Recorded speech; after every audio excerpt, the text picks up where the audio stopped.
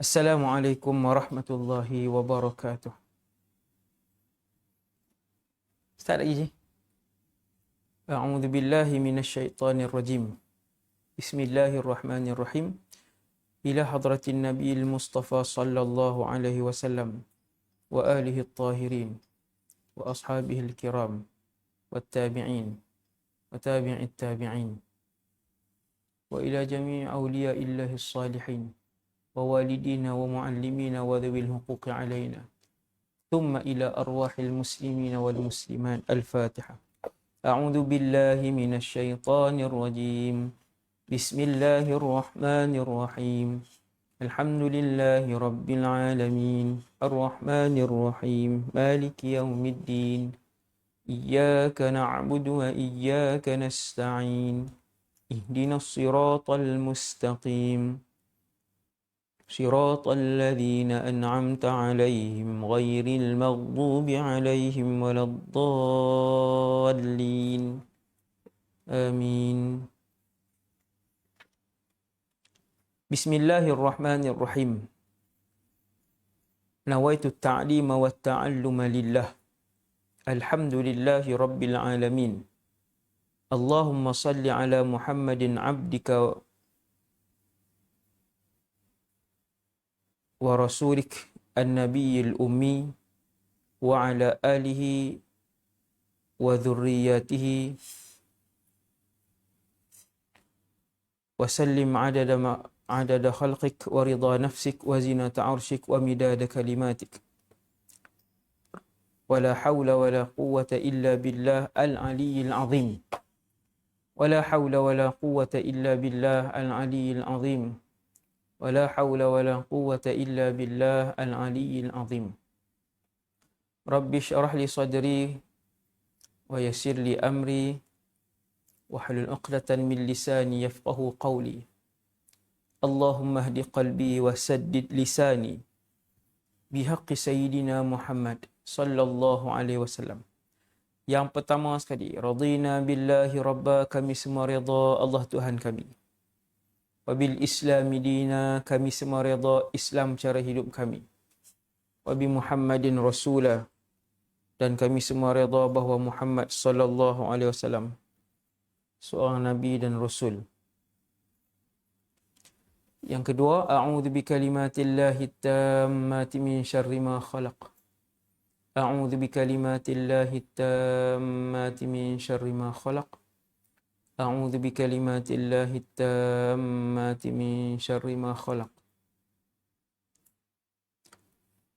اللهم إني أعوذ بك أن أشرك بك وأنا أعلم وأستغفرك لما لا أعلم. اللهم إني أعوذ بك أن أشرك بك وأنا أعلم وأستغفرك لما لا أعلم. اللهم إني أعوذ بك أن أشرك بك وأنا أعلم وأستغفرك لما لا أعلم. Amma ba'd. Umat Nabi SAW yang dikasihi sekalian, semoga saya dan kita semua diampunkan oleh Allah, disayangi oleh Allah, diredai oleh Allah dan dirahmati oleh Allah Subhanahu wa taala. Kita menggunakan sebuah buku yang berjudul Hadis 40 tentang amalan-amalan yang mudah, simple, namun pahalanya sangatlah besar. Kita dah masuk kepada hadis dan amalan yang ke-24. Rugilah kalau jadi umat Nabi Muhammad tapi tak tahu amalan-amalan ni. Sangat rugi. Sangat rugi. Tuan-tuan kongsi amalan ni dengan adik-beradik, dengan saudara mara. No? Masing-masing ada grup WhatsApp keluarga, kongsikan amalan-amalan ni. Semoga saya dan kita semua ikhlas. Semoga saya dan kita semua istiqamah dengan amalan insya-Allah. Yaqulul musannifu wal mutarjimu hafizahumallah, nafa'anallahu bihima wa bi'ulumihima wa bikum fid darain amin. Doa menghapuskan dosa syirik. Ada satu doa Nabi ajak untuk kita sebut 3 kali sehari doa ini boleh menghapuskan dosa syirik kecil dan dosa syirik besar. Sama ada dosa syirik yang kita tahu ataupun dosa syirik yang kita tak tahu. Dalam kehidupan kita, kadang-kadang ketika diuji, waktu tu tercabar iman kita, waktu tu kita akan mempertikaikan Allah. Kita akan mula mempertikaikan qada dan qadar Allah. Kita akan mula menyalahkan Allah. Kita akan mula keluar daripada mulut kita, tak ada orang lain ke Allah nak uji. Akan keluar daripada mulut kita dalam banyak orang, pasal apa Allah uji aku, kenapa aku juga yang Allah uji. Sebut tu dalam keadaan penuh benci. Semua tu bahaya. Semua tu bahaya yang kadang-kala boleh menggelincirkan akidah kita. Jadi Nabi ajak, saya sendiri manusia biasa, tuan-tuan, kita semua tak tahu bila Allah nak uji dengan keadaan yang teruk, dengan tekanan keuangan yang teruk, dengan kesihatan yang teruk, dengan masalah keluarga yang teruk. Wallahu a'lam. Ketika itu, kita pun teringat Nabi pernah ajak satu doa, sebut sehari 3 kali. Doa itu menghapuskan semua dosa syirik.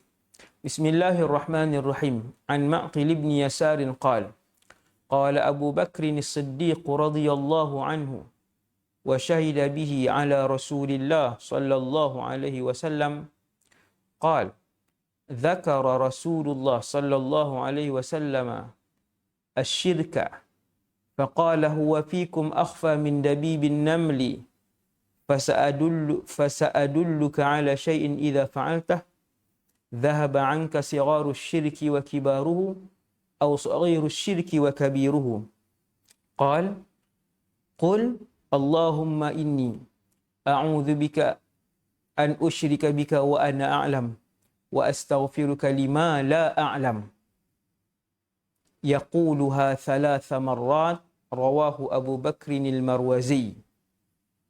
Doa tu hak saya baca kat tuan-tuan tak sah. Allahumma inni a'udzu bika an usyrika bika wa ana a'lam wa astaghfiruka lima la a'lam. Sebut 3 kali sehari doa tadi. Sehari 3 kali.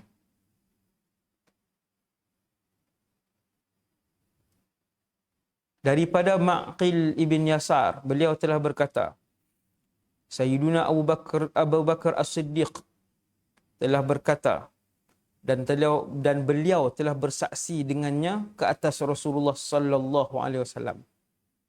Yang ni maksud dia, Sayyidina Abu Bakar ni satu orang yang sentiasa membenarkan Nabi SAW. Yang ni tak ada kena mengena dengan konten hadis ni. Cuma yang ni di awal sanad hadis ni, dia nak cerita tentang sifat Abu Bakar yang digelar sebagai As-Siddiq kerana selalu membenarkan, sentiasa membenarkan Rasulullah sallallahu alaihi wasallam.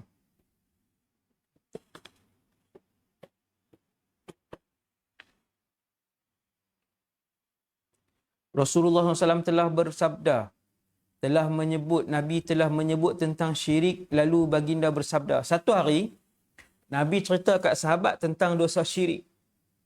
Saya yakin semua orang malam ini tahu apa itu syirik, iaitu menyembah selain Allah,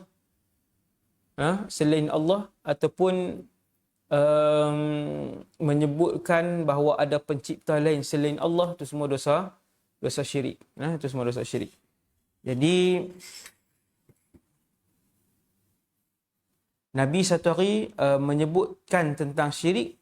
Kemudian Nabi pun bersabda, syirik itu ada di dalam diri kamu semua, lebih tersembunyi daripada pergerakan semut.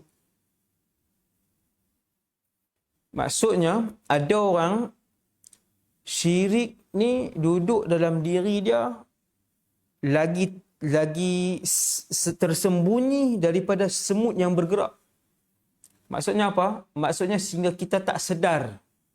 ada bau syirik, ada sipi-sipian syirik, tempiasan-tempiasan syirik, sehingga Nabi sebut akhfa min dabibin naml,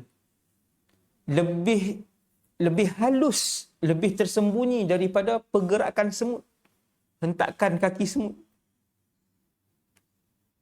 Semut ni kalau duduk di atas baju kita pun kita tak dengar dia berjalan. Tak perasan pun. Begitulah halusnya kadangkala syirik ada dalam diri mana-mana umat Nabi SAW. Kemudian Nabi kata, aku akan ajarkan kepada kamu semua satu amalan, satu doa yang mana nescaya telah pergi daripada anda perkara-perkara kecil bagi syirik dan perkara-perkara besarnya, Nabi sebut. Siapa baca doa ni, syirik hak kecil pun akan dipadamkan oleh Allah dalam diri dia, syirik yang besar pun akan dipadamkan oleh Allah dalam diri dia.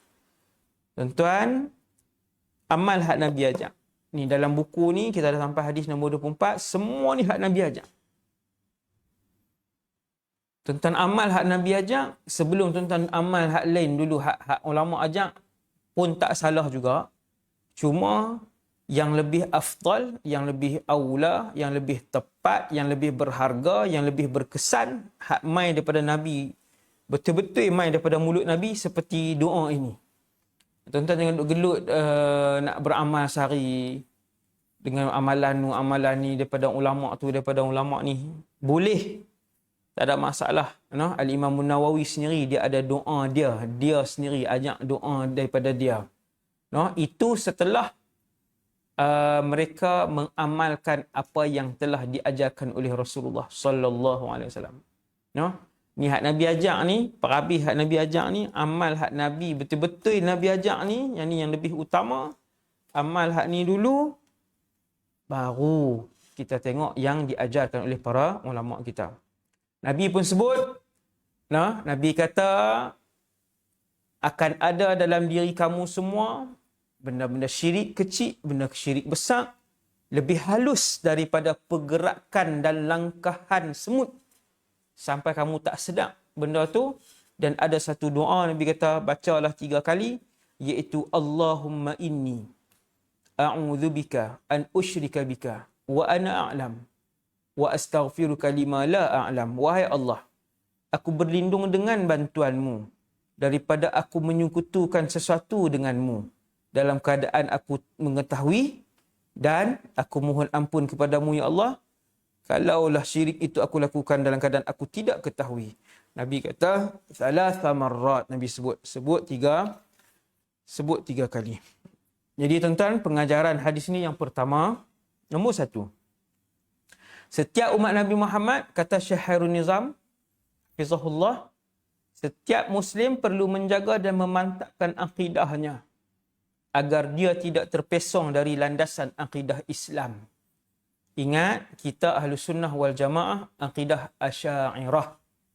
Kita Ahlus Sunnah wal Jamaah, mazhab akidah kita ikut para ulama kita sejak 1000 tahun. Bukan sejak 60 tahun, 100 tahun, 200 tahun.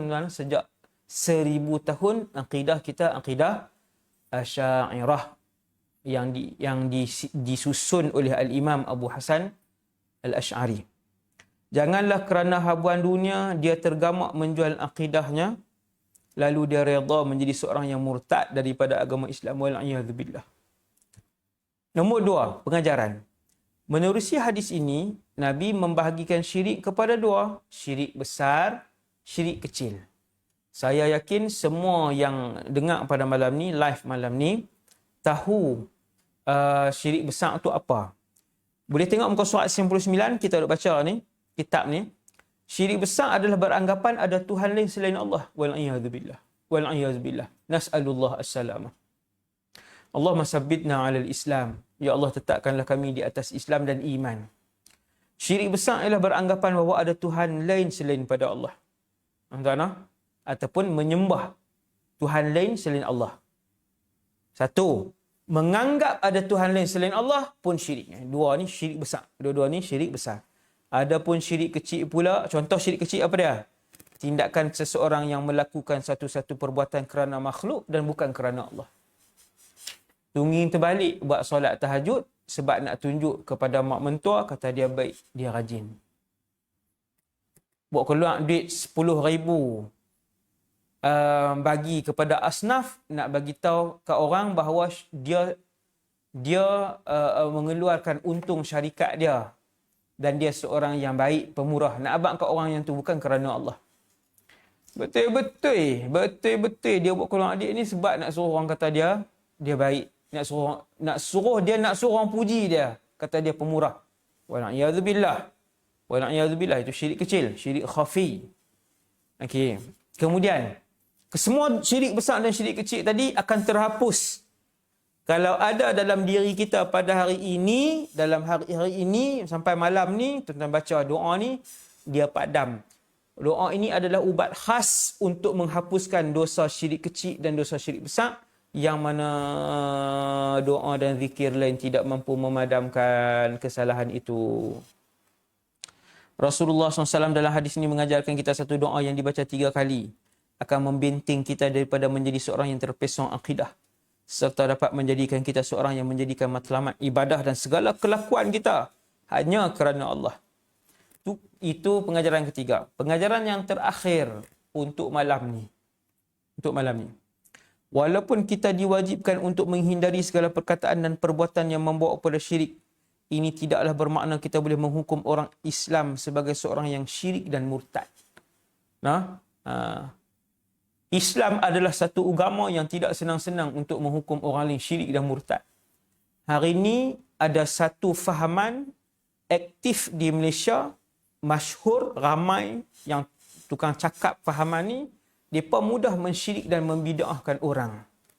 Hati-hati apabila tuan-tuan jumpa satu kaum ni, satu puak di Malaysia ni, bid'ah, haram, sesat, syirik. Sedangkan kita tengok amalan tu, ulama lain yang ajak.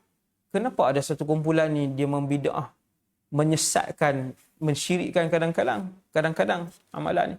Hati-hati.